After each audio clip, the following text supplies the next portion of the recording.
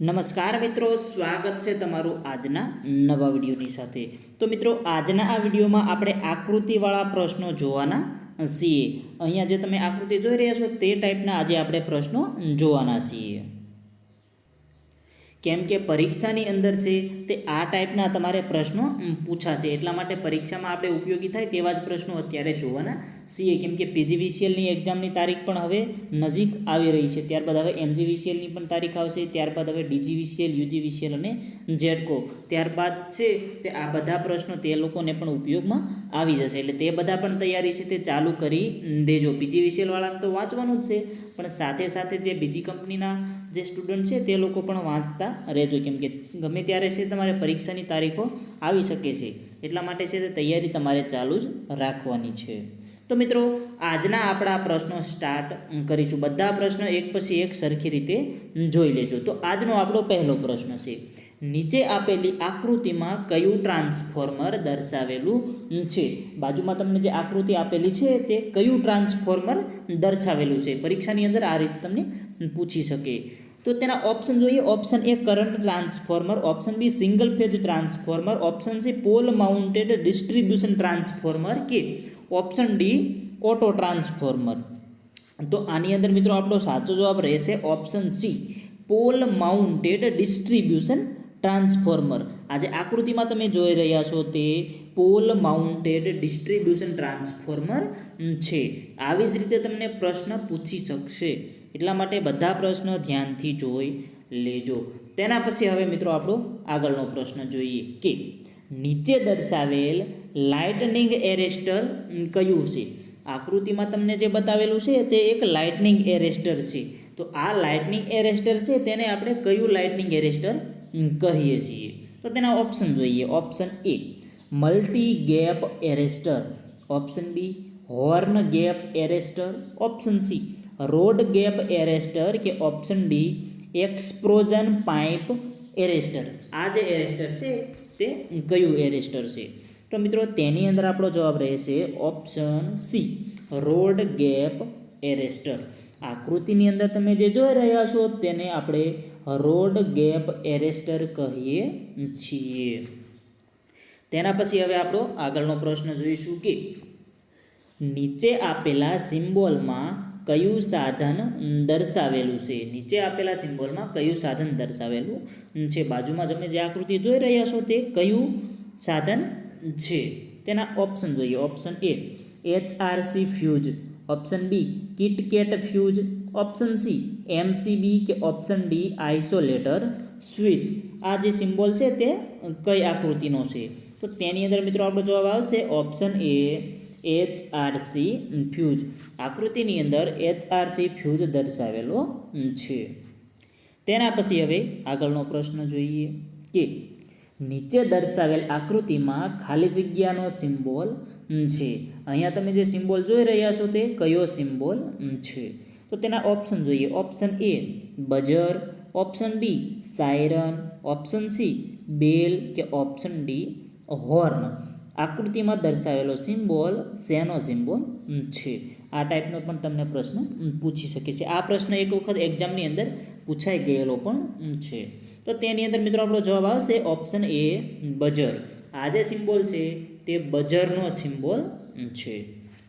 તેના પછી હવે આપણો આગળનો પ્રશ્ન જોઈશું કે આકૃતિમાં દર્શાવેલ જોઈન્ટનું નામ શું છે? તમે જે આ જોઈન્ટ જોઈ રહ્યા છો તે જોઈન્ટનું નામ શું છે? તો તેના ઓપ્શન જોઈએ। Option A T joint, option B straight joint, option C cross joint કે ઓપ્શન ડી બ્રિટાનિયા જોઈન્ટ। આકૃતિની અંદર કયો જોઈન્ટ છે તે આપેલો છે। આ ટાઈપનો પ્રશ્ન પૂછી શકે છે। તો તેની અંદર મિત્રો આપણો સાચો જવાબ આવશે ઓપ્શન બી સ્ટ્રેટ જોઈન્ટ। આ જે તમે જોઈ રહ્યા છો તે છે સ્ટ્રેટ જોઈન્ટ। આવી જ રીતે અલગ અલગ બીજા પણ ઘણા બધા જોઈન્ટ આવે છે, તેમાંથી પણ તમને પ્રશ્ન પૂછી શકે છે। આપણે એપ્લિકેશનની અંદર જોઈન્ટનું આખું એક ફોલ્ડર જ બનાવેલું છે, તેની અંદર જેટલા પણ જોઈન્ટ આવે છે તે તમને વિગતવાર બધા જ અંદર મળી જશે, અંદરથી પણ તમે જોઈ શકો છો। તેના પછી મિત્રો આગળનો પ્રશ્ન જોઈશું કે આ એક થોડુંક નવો પ્રશ્ન છે, તમે કદાચ ક્યાંય નહીં જોયો હોય, જોઈ લેજો ધ્યાનથી। નીચે દર્શાવવામાં આવેલી આકૃતિમાં કઈ સ્વિચનો સિમ્બોલ છે? આ જે નીચે દર્શાવવામાં આવી છે તે કઈ સ્વિચનો સિમ્બોલ છે આકૃતિની અંદર? તો તેના ઓપ્શન જોઈએ. ઓપ્શન એ SPST એટલે કે single pole single throw. Option B DPST એટલે કે double pole single throw. Option C SPDT એટલે કે સિંગલ પોલ ડબલ થ્રો. ત્યારબાદ option D DPDT double pole double throw. આ જે તમે સિમ્બોલ જોઈ રહ્યા છો તે કઈ સ્વિચનો સિમ્બોલ છે?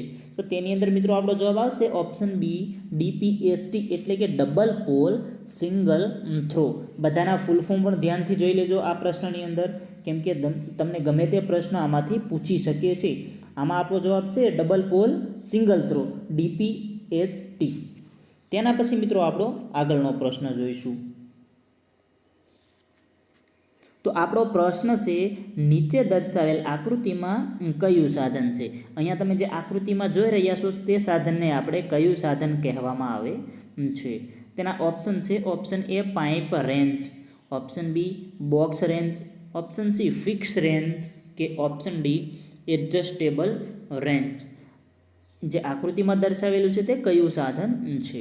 તો તેની અંદર મિત્રો આપણો જવાબ આવશે ઓપ્શન ડી એડજસ્ટેબલ રેન્ચ. આકૃતિની અંદર છે તે એડજસ્ટેબલ રેન્ચ આપણને દર્શાવેલું છે. આવી રીતે બીજા પણ ઘણા બધા સાધનો છે તે પણ જોઈ લેજો, તે પણ આપણે એપ્લિકેશનની અંદર આપેલા છે.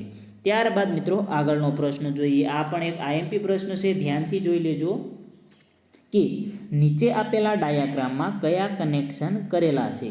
અહીંયા તમે જે ડાયાગ્રામ જોઈ રહ્યા છો તેની અંદર કયા કનેક્શન કરેલા છે? આવી જ રીતે તમને અલગ અલગ ગમે તે કનેક્શન પૂછી શકે છે, એટલે બધા કનેક્શન પણ તમને ખબર હોવી જોઈએ. તો તેના ઓપ્શન જોઈએ. Option A star delta connection, option B delta star connection, option C star star connection કે ઓપ્શન ડી સ્કોટ કનેક્શન. અહીંયા તમે જે ડાયાગ્રામમાં જોઈ રહ્યા છો તે કનેક્શનને આપણે કેવા કનેક્શન કહેવામાં આવે છે? તો મિત્રો આની અંદર આપણો સાચો જવાબ રહેશે ઓપ્શન ડી સ્કોટ કનેક્શન. ધ્યાનથી જોઈ લેજો. તમારે સ્ક્રીનશોટ લેવો હોય તો સ્ક્રીનશોટ લઈને મોબાઈલની અંદર સેવ કરી લેજો. IMP પ્રશ્ન છે. નીચે આપેલા ડાયાગ્રામમાં કયા કનેક્શન કરેલા છે? અહીંયા છે તે આપણે સ્કોટ કનેક્શન કરેલા છે. તેના પછી હવે આગળનો પ્રશ્ન જોઈશું કે X વડે માર્ક કરેલો ભાગ કયો છે? આકૃતિની અંદર તમે જોઈ રહ્યા છો તેની અંદર X વડે માર્ક કરેલો ભાગ છે તે કયો છે? પરીક્ષાની અંદર આવા પ્રશ્નો વધારે પૂછતા હોય છે. કોઈ એક ભાગ દર્શાવેલો હોય છે, તેની અંદર આવી રીતે એરો કરીને તમને એ ભાગનું નામ પૂછેલું હોય છે. આવા પ્રશ્નો અત્યારે છે તે તમારે વધારે આવે છે પરીક્ષાની અંદર, એટલે આવા પ્રશ્નો ઉપર પણ તમને થોડું ફોકસ કરવું પડશે. આવો કોઈ પણ ભાગ આપેલો હોય અને પૂછેલું હોય કે આ ભાગને તમે શું કહો છો? તો તેના ઓપ્શન જોઈએ. ઓપ્શન છે terminal box, option B frame, option C stator winding કે option D laminated steel core. X વડે માર્ક કરેલા ભાગનું નામ શું છે? તો તેની અંદર મિત્રો આપણો સાચો જવાબ રહેશે ઓપ્શન સી સ્ટેટર વાઇન્ડિંગ.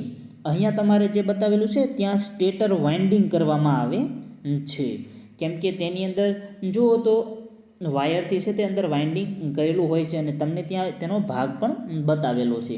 આવી જ રીતે તમને અહીંયા નીચે સ્ટેન્ડની જગ્યાએ પણ પૂછી શકે છે, ટર્મિનલ બોક્સનું પણ પૂછી શકે છે. એવી રીતે અલગ અલગ કોઈ પણ જગ્યા પૂછી શકે છે, એટલે આપણને બધી જ જગ્યાનું નામ આવડવું જોઈએ. તેના પછી આગળનો પ્રશ્ન જોઈએ કે આકૃતિમાં આપેલા સર્કિટ બ્રેકરનું નામ જણાવો. અહીંયા આકૃતિમાં તમને એક સર્કિટ બ્રેકર આપેલું છે, પણ આપણને એ પણ ખબર હોવી જોઈએ કે આ સર્કિટ બ્રેકર કયું છે. ચાલો તમને ખબર છે કે આ એક સર્કિટ બ્રેકર છે, પણ જો એ જ નહીં ખબર હોય કે આ કયું સર્કિટ બ્રેકર છે તો તમારો પ્રશ્નનો જવાબ છે તે ખોટો પડશે. એટલે આપણને ખબર હોવી જોઈએ કે આ કયું સર્કિટ બ્રેકર છે. તેના ઓપ્શન આપેલા છે. Option A oil circuit breaker, option B vacuum circuit breaker, option C air blast circuit breaker કે option D air break circuit breaker. આ કયું સર્કિટ બ્રેકર આપેલું છે? તો તેની અંદર મિત્રો આપણો જવાબ આવશે option C air blast circuit breaker. આકૃતિની અંદર આપણને એર બ્લાસ્ટ સર્કિટ બ્રેકર છે તે આપેલું છે.